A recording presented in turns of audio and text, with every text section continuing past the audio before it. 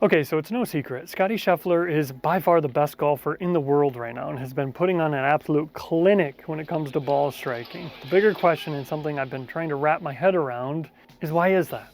What is he doing that nobody else is doing, and why is nobody talking about it? So really it can be broken down into these 6 cause and effect scenarios that exist within Scottie's golf swing. And I know that sounds like a lot, but a lot of them are happening pre-swing, some of them are happening during the swing, and we're going to break them all down and just give you a step-by-step understanding on why it's leading to this dominant performance that we've been seeing, back-to-back Players Championships. It's just historic, and you need to know why it's happening.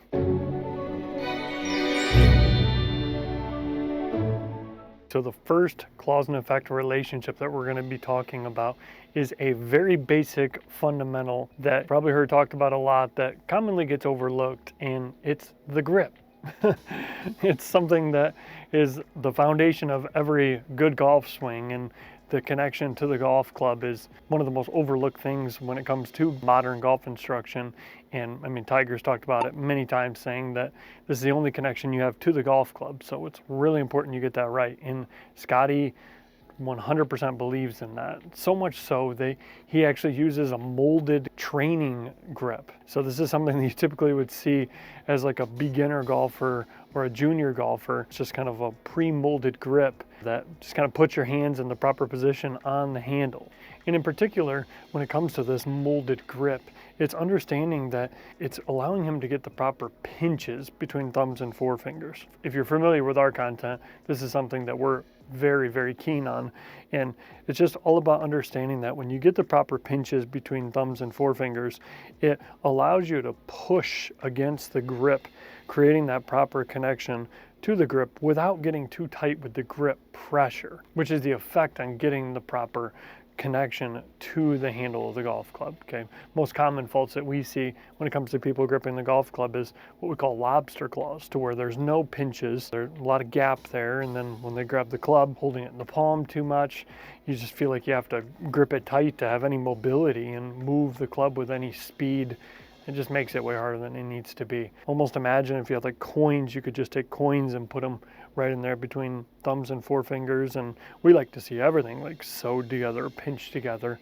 It just makes it easier for you to concentrate the pressures away from your body against the handle. And this is something that Scottie does really, really well. And you see this when he's focusing on the number 2 cause and effect relationship, which is getting the trail palm connected to the lead thumb knuckle. Again, this is something we talk about a lot in our content, and this is what you see when Scottie, when he's taking his grip, he's kind of got it straight out here in front of him, got the lead hand on there good, and then he's just molding that trail hand on there perfectly, really feeling like he's kind of unifying both hands. And the effect of this is getting the proper swing triangle. Okay, when we get the lead hand connected, that's almost like getting our lead side of our triangle, and then now trail hand connected to lead thumb knuckle, boom, locks the triangle in place. And when we say locking the triangle, I don't want you to think that everything's really tight. It's just more of the concentration of the pressure against the handle away from the body. This is something where I just feel like Scottie is just in this zone where he just understands the feel he wants to have and just how he needs to push against that handle to really control that club head throughout the swing. And you're gonna see when we talk about how he starts his swing, I mean, he's just got it under control, man. Really, this allows him to feel that third and final pre-swing cause and effect relationship. And what that is that's getting the proper placement of his V's on the handle. And because he's got a neutral to strong grip, this allows his V's to kind of point anywhere from like the trail ear to the trail shoulder. And what this does is this gets his lead elbow to feel like it's pointing at the target. And then from there, because he's done such a good job of connecting that trail palm to lead thumb knuckle, is it kind of pins his trail arm underneath his lead arm. So when we look at it right here from a down the line perspective, we can see the lead arm here, and then now that trail arm just pins right underneath. And that's something that's extremely important, because what this allows you to feel is this allows you to feel in the backswing how the trail arm is working underneath your lead arm.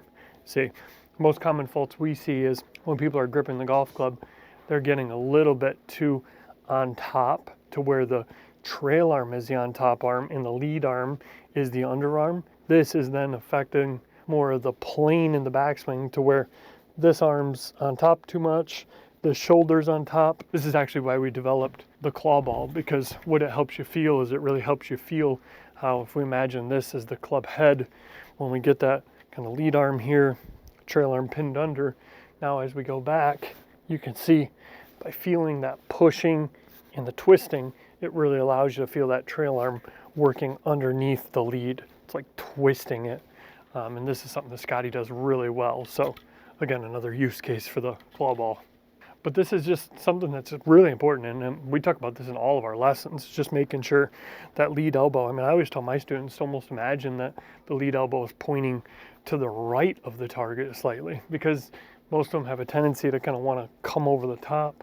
By focusing on that lead elbow pointing to the right, it just kind of creates a wall that allows the club to kind of shallow out properly in the downswing, be in the proper pre-impact position to where the club head is up and back of the hands, and then release down the line coming through. So really important thing, and something that's not talked about enough in my opinion. So he just has such good, again, awareness of how he's pushing against that handle, that trail palm connection against lead thumb knuckle, which he's about to use to start his swing as we get into the more in-swing cause and effect relationships, and then ultimately how well he gets that lead arm on top, trail arm pinned under, which, as we kind of just alluded to, is allowing him to feel that proper hand and arm rotation in the backswing, just making it easier for him to get that proper pre-impact position coming into the ball, and then post-impact coming through. So don't skimp on these pre-swing things. And again, these are things you could just take a compact club, sit in your chair, and just work on these. I mean, this can't be something that you overlook. I mean, the best player in the world has a molded grip. He understands the importance of the connection of the golf club. You should too. And you don't have to go to the range. Like literally just sit in your chair and just work on this. I mean, this is why we developed the compact club. 3.0 coming very soon. Okay, I know you're probably wondering, how is this helping him in his golf swing by getting all these pre-swing things correct? And again, by understanding how to get that proper connection to the handle by getting the proper pinches and feel like you're pushing against the handle, this is allowing you to get the proper grip pressure, which ultimately now is allowing you to feel how you're pre-activating in the hands what you're going to use to initiate your swing properly. Let me explain.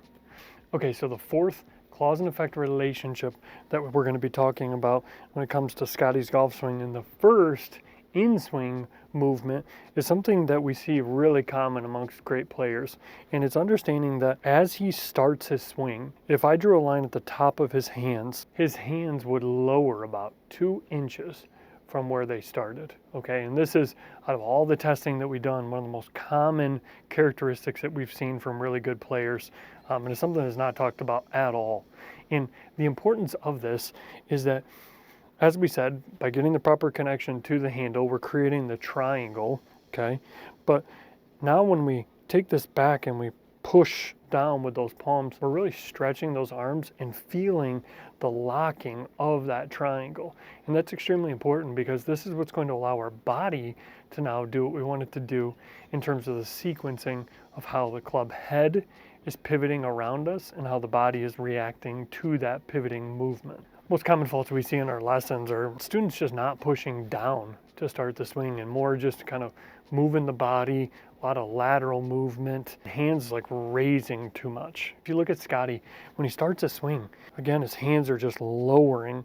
In particular, his palms are pushing down and away, okay, to where when I go to the takeaway position, when the shaft is parallel to the ground, the handle of the golf club is going to be about 4 to 5 inches outside of the trail hip, okay? And that's because of the palms pushing down and away and the stretching of those arms. See, most people, they want to start their swing and they just want to rotate as quick as possible. And when you look at the better players, what you're seeing is that they're just pushing down and away with the palms, and they're also getting the number 5 cause and effect relationship that we see in Scottie's swing, and that's getting the proper setting of the fingers back of the palm. And again, kind of going back to when we First, we're talking about getting the proper connection to the club. By getting the proper pinches between thumbs and forefingers, what that's really allowing for is it's allowing for getting the proper isolation of your fingers away from your palms. Meaning, when we grip the golf club, we just want to feel like our fingers are curling around the grip, okay? That curling sensation is keeping the finger pressure relatively light so that when we push with our palms to start the swing, we're able to get our fingers to pivot and set back. See, if we were really tight with our fingers and our wrists and everything was very tight, when we went back, everything would work back together and there would be no setting of the club head relative to the handle. And that's the effect of getting the fingers back of the palm. And it's something that you see Scottie do. If he drew basically a dot on his hands at the address position and a dot on the middle of his club face, as he begins his backswing, we're going to see how he's pushing down, like we talk about, lowering about 2 inches, but the club head is pivoting around the handle. So the club head is going to move quite a bit, but if you look at that dot we drew on the lead hand, there's not a lot of movement there, okay? And what that means is that he's getting the proper set of the fingers back of the palm. See, when we look at kind of recreational golfers, if we drew that dot on the hand and dot on the club face, we would see that both of them are kind of moving together and there's no set or kind of, we'll call this a lever action, to where the club head is working up and back of the handle. Okay, and this is extremely important because as we're coming back down into the golf ball, similar to the importance of lead arm being on top and trail arm being pinned under, we want the club head to be up and back of the handle so that it can work down and out relative to the body and really drive through the inside part of that golf ball. And again, we have a ton of content on that, but that's the importance of getting the fingers back of the palm and getting the club head back of the handle. Because if everything kind of goes back like this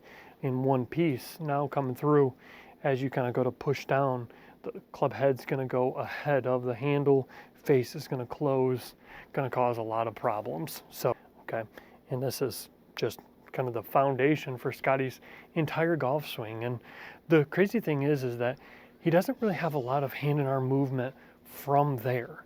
Like, he does all of his work pre-swing, and honestly, like from address to getting the club parallel to the ground at the takeaway position. Once he gets there, he's kind of done. Like, he doesn't really use his hands and arms a lot more from there, which is okay because he's done so good with getting the proper connection to the club and done a great job with just getting the proper set. Okay, so now as he goes back, he's just going to get good rotation, and there's a lot of content on this, so we don't have to talk about that a ton. And then as he comes through, he can return back down to that same position he was at the takeaway, to where the club head is up and back of the handle. And this is now allowing him to get that proper release of that club head down the line. But the sixth and final cause and effect relationship of Scottie's swing, and one of the most remarkable things out of everything that I kind of studied, is that with all the things he has going on, with all of his kind of torques of how he's using the ground and his crazy footwork and jumping up out of the shot, out of all the things that are going on with that, one thing that you'll see with Scottie is that he's never losing that push with those palms. You look at all these crazy things he's doing with his feet, jumping all around, but you look at the finish, his hands are always pushing against the grip and always together the same way they were at the address position. The same way when he was working on that meticulous kind of connection to the club. There's a reason for it. It's because he understands the importance of pushing against the handle and getting that club head setting back of the handle, pushing with the palms, lagging coming into the ball properly, and then releasing, keeping the elbows locked, continuing to push. It's hidden in plain sight. Like, out of all these things I've studied, it's just one of those things where you just watch it next time you watch him win his next tournament by 5 strokes, and you're going to see, I mean, He just holds the finish and his grip is just perfectly together. And this isn't unique to Scottie, but it is unique in the fact that he's doing all these things with his feet and his lower body movement and how much he's jumping up out of the shot, but how well he's maintaining his consistent pressure against the handle. And again, out of all the testing we've done with the grip and with the pressures applied to the grip, the best players are keeping consistent push pressure and the worst players are breaking down, chicken winging, and letting the elbows collapse. So Scottie's no different. He's just way different with how he's using his lower body, and the fact that he can still keep that together with that sixth and final cause and effect relationship. It's just absolutely wild. Just to recap, just make sure that you're putting a lot of effort and attention on getting that proper connection to the club. And if you don't have the ability to maybe have a club inside and you're looking for something a little more compact and convenient that won't break lamps or hit significant others, grab a Compact Club 3.0. The wait list for our latest pre-sale is linked in the show notes. That's coming very soon, so don't miss out on that. We're really excited to bring this back. This was a great success for us last year, and it's only gotten better. We got a couple of these left. Go grab them. Our products, I mean, we really believe in them. They're helping a ton of people. I use them in every single one of my lessons. And then always remember, when you're swinging, keep the grip together. It's going to help you a ton. I hope this video really got through to you. Thanks for watching, guys. Go ahead and subscribe if you're new here. Throw a like on the video, and I'll see you again very soon.